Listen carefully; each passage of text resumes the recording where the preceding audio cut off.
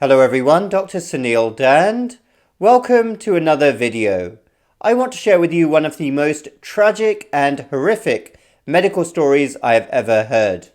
Now I know that I have shared a lot of very sad stories with you on this channel. Not every video of mine is a sad story, but I've shared many sad stories with you over the last couple of years, but this is definitely one of the worst. Many of you listening in the northeastern part of the United States would have heard this reported on the news. It's been widely reported. But many of you who are in different parts of the country and overseas wouldn't have heard what happened. So let me share it with you here. At the end of January, there was a story that a Duxbury mother, Duxbury is a town near Boston in Massachusetts, she was arrested after attempted suicide and she was charged with murdering 2 of her children. Lindsay Clancy, 32, strangled her 3 children and was arrested and then charged. Her children who died were 5 and 3, while a 7-month-old boy was injured and he was hospitalized. Emergency authorities and the police were alerted after a man, later identified as Clancy's husband, called 911 to report a suspected suicide attempt at the family's home. Inside the home, emergency crews found the 3 children with obvious signs of severe trauma. A preliminary investigation suggested the children had been strangled. And sadly, since this story was first made public, the 3rd child, the baby, has passed away. What an awful, awful story. Who was Lindsay Clancy, though? Let's dive into this story a little bit more. Here is a picture of Lindsay Clancy looking very normal with one of her children. And after she was arrested, her attorney said that medications trapped her in a living hell. A fund was set up and has raised a stunning amount of money. Isn't that interesting? $1 million so far raised for her defense.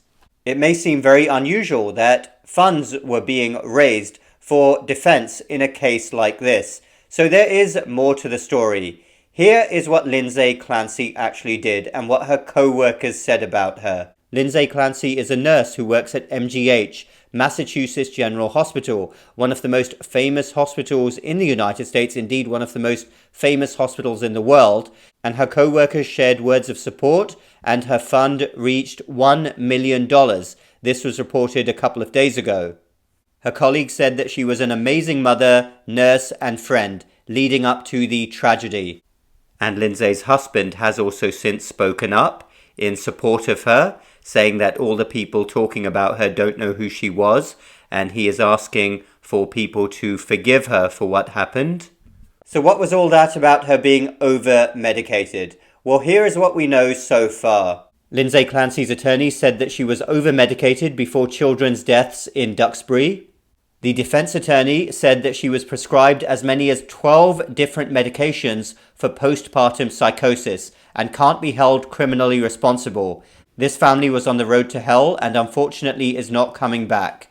Her husband actually went to the doctor the week before to ask for help and said, "You're turning her into a zombie. It was just a brutal, brutal existence that they were living." Her parents were aware of this. They were trying to help out the husband as well. So Lindsay Clancy was a labor and delivery nurse. And of course there is going to be a full investigation into what happened here. But 12 medications, whether that was prescribed in the space of a few weeks or months, that seems rather excessive. And actually there are some reports that it may have even been more than 12 medications prescribed for postpartum depression, psychosis, which are obviously very significant medical illnesses and do frequently need treatment, but that really seems like a lot of medications.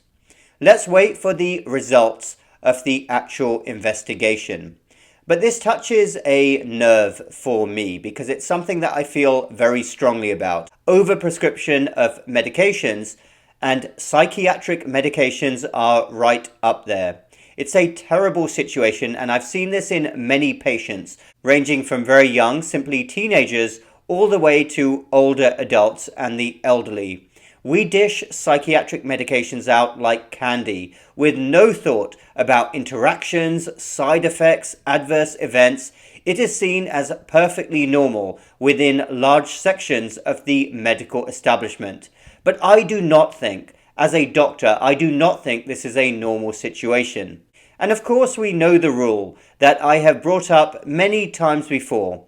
Follow the money. Especially in the United States, why most bad things happen, simply follow the money trail. This is a multi-billion-dollar industry. So many big pharma companies, actually Pfizer is one of the biggest profiteers from psychiatric medications, but so many of them are making a ton of money and they want to push as many prescriptions as possible.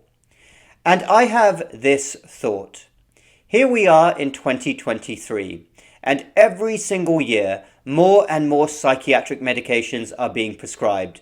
Whether it's for anxiety, whether it's for depression, whether it's for ADHD, this is the culture. How did we get to this place? And how did previous generations get through life? Because by any measure, we are more comfortable right now than at any point in history. Any of our ancestors. We have more comfortable lives. More people are below the poverty line. People don't have to fight for food. Less people are involved in wars. We have heated homes and other comforts. But yet we still have these soaring rates of psychiatric illnesses. As far as mental health and spiritual health goes, we are completely and utterly lost. And we think that the answer is in a pill. And of course, the establishment pushes this. Large swathes of the establishment, especially the medical establishment, they want as many people as possible on these types of medications. The more people that are zonked out, the better. That is the attitude of some people who lead our medical establishments, but it is completely wrong, and it is doing a great deal of harm. In fact, if you look at the studies, whether we're talking about mild cases of anxiety, depression, ADHD, and you actually look at the studies, many times these medications perform no better. In fact, they perform worse than simple lifestyle prescriptions, whether it is joining groups for social activities, whether it's doing exercises, whether it's making changes to your diet, like cutting out processed foods and sugars. Often it is the lifestyle changes that yield better results for mental health than many of these medications. But that is not what the establishment wants people to know. They want as many people as possible to be hooked on these medications, and it is reflected in the numbers. 1 in 6 Americans, it's probably more than that now, 1 in 6, millions and millions of people in this country are on a psychiatric medication.